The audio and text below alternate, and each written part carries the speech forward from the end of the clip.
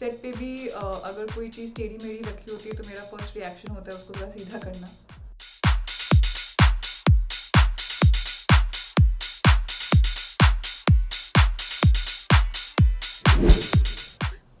हाय।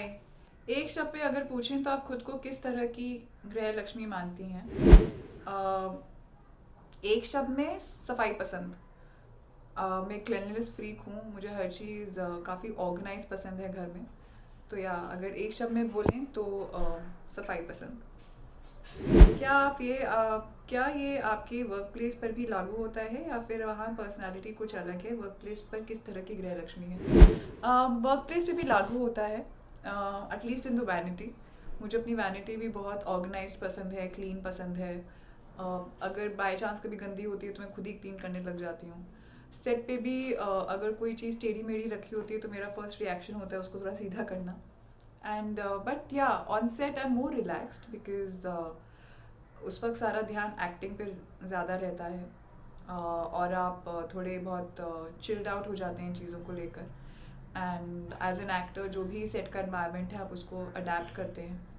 तो या that way I'm far more relaxed on set when it comes to these things and I like that। वहाँ मैं थोड़ी free हो जाती हूँ।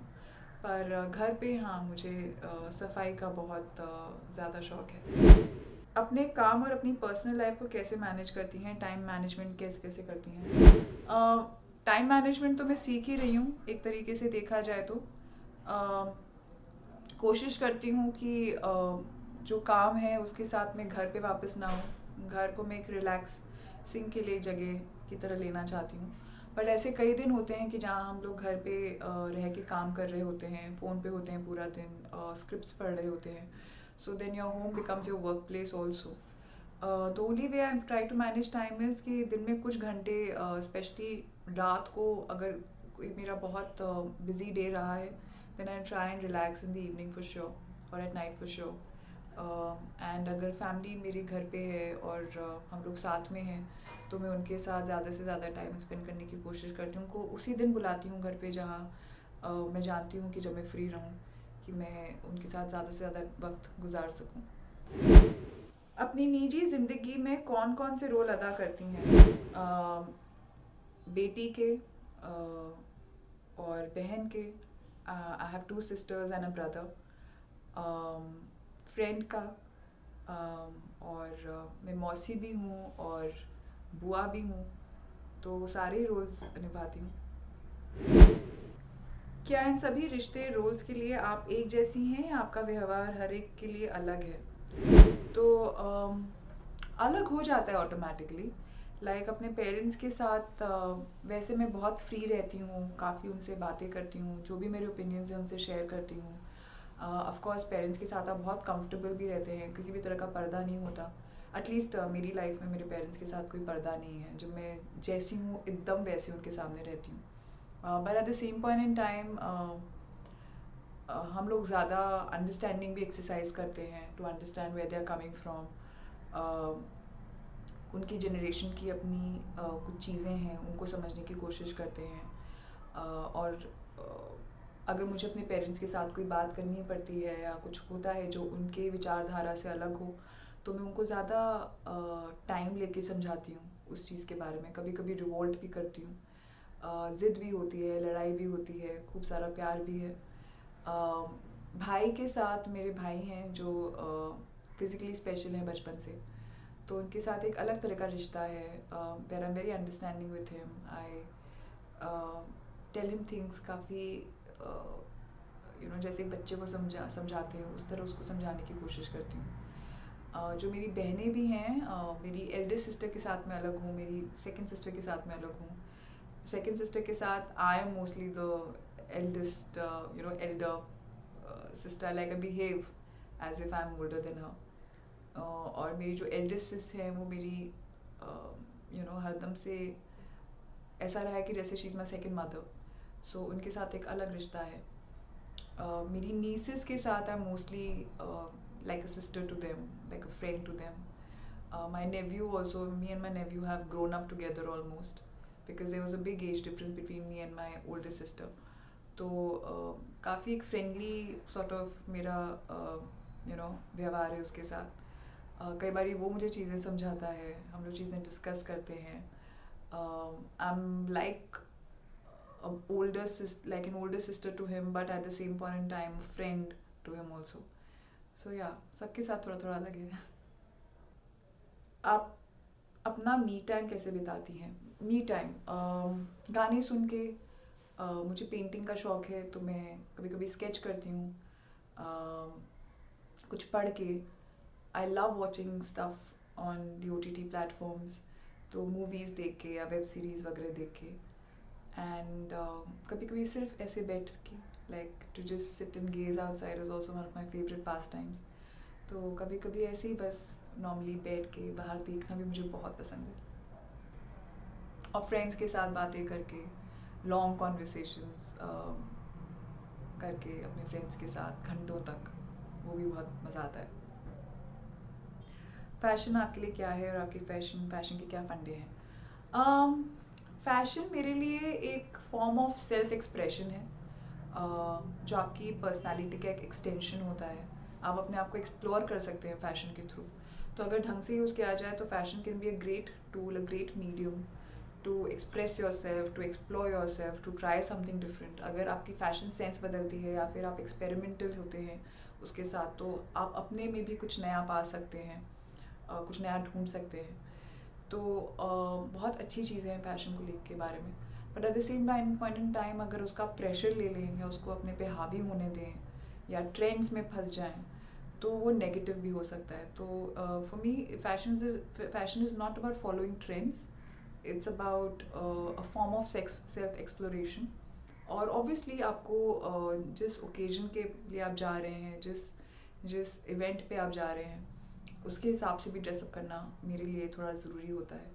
But at the same point in time मेरे लिए कंफर्टेबल होना बहुत ज़रूरी है। मैं खुद, मुझे कितना मज़ा आ रहा है वो आउटफिट पहन के, या मुझे कितना अच्छा लग रहा है, दैट्स वेरी इंपॉर्टेंट। क्या आप चटोरी गृह लक्ष्मी हैं? खाना बनाने के या किचन के क्या फंडे हैं? मैं चटोरी तो हूँ, मुझे स्पाइसी खाना बहुत पसंद है। भेलपुरी मेरी फेवरेट डिश है ऑफ ऑल टाइम्स, जो कोविड में मैं ज़्यादा नहीं खा पाई। But at the same point in time मुझे किचन में घुसने का बहुत शौक है नहीं। I don't like cooking so much, in fact at all. तो मैं कभी हार्डली कुछ बनाती हूँ, हार्डली। लेकिन मैं सेम खाना भी रोज़ खा सकती हूँ एज लॉन्ग एज वो खाना मुझे पसंद हो। तो I am not very experimental when it comes to food.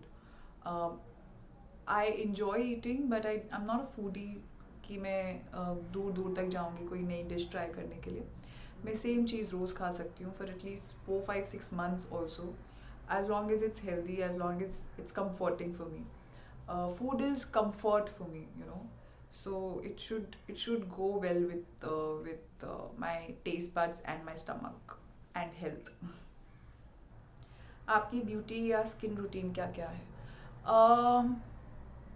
Beauty एक बहुत नॉर्मल स्किन रूटीन फॉलो करती हूँ मैं, जो मेरे स्किन डॉक्टर ने मुझे बताया हुआ है पिछले कुछ सालों से। मैं ट्राई करती हूँ कि जितना नेचुरल रह सकूँ, जितना नेचुरल प्रोडक्ट्स यूज़ कर सकूँ वो करूँ। और drink lots of water, that's like the age old secret to any good skin. Eat healthy and be happy. I think these are the all best secrets to good skins and universal secrets to good skin. Being healthy, eating a lot of water, drinking a lot of water, and eating good food, as well as being happy. So yeah, apart from that, a very normal skin routine of moisturizing my skin daily, morning and evening, using sunblock, that's very important. And yeah, sometimes supplements also, like skin care supplements are also very good, because आजकल हमें सही amount of sun नहीं मिलता, and सही इतना ज़्यादा हमारी work lives काफ़ी स्ट्रेसफुल होती हैं, तो काफ़ी न्यूट्रिशन भी खाने में कभी कभी मिसिंग होता है। तो आई थिंक कभी कभी सप्लीमेंट्स ज़रूरी हो जाते हैं from because of today's lifestyles. So yeah, like right now I am on some skin care supplements which I will stop after a while. I take them once in a year for 3-4 months. Fitness को कितना ज़रूरी मानती हैं और fitness फंडे क्या हैं? Fitness बहुत इम्पॉर्टेंट है सभी के लिए। मुझे योगा बहुत पसंद है। It brings me a lot of mental peace and physical health obviously. And I think it's a great practice. And apart from that fitness मेरे लिए ये भी है कि मैं अपने माइंड को कितना फिट रख पाती हूँ, कितना खुश रह पाती हूँ, how comfortable I am with my body and my self, and what kind of thoughts am I thinking, how fit are they. I think that's also very important. हम लोग ज़्यादातर खाली फिजिकल फिटनेस की बात करते हैं, मेंटल फिटनेस की बात नहीं करते. The kind of thoughts we are running in our heads throughout the day, what are we feeding our minds, is also as important as what we are feeding our body, and they are very interconnected. So मेरे fitness के फंडे with time यही हो रहे हैं कि mind and body are one, and they both affect one another. So it's important to keep a check on both as much as possible. And yoga is definitely one way of take care of both the things, both the aspects.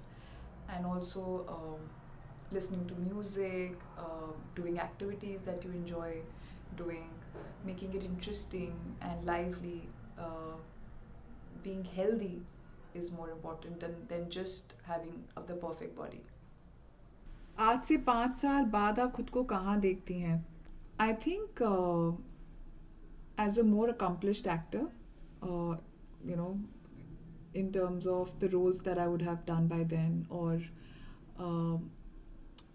as in terms of my craft also, कि as an actor मैं चाहूँगी कि मैं कुछ इस तरह का काम कर सकूँ जिससे I'd be proud to see it, or my parents would also be proud, and memorable work.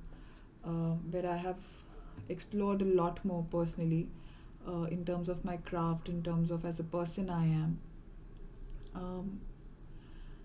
I want to be far more surer of who I am 5 years hence, what are my likes and dislikes, and have had many more experiences in life in terms of traveling, seeing new places, adding more new skill sets to myself.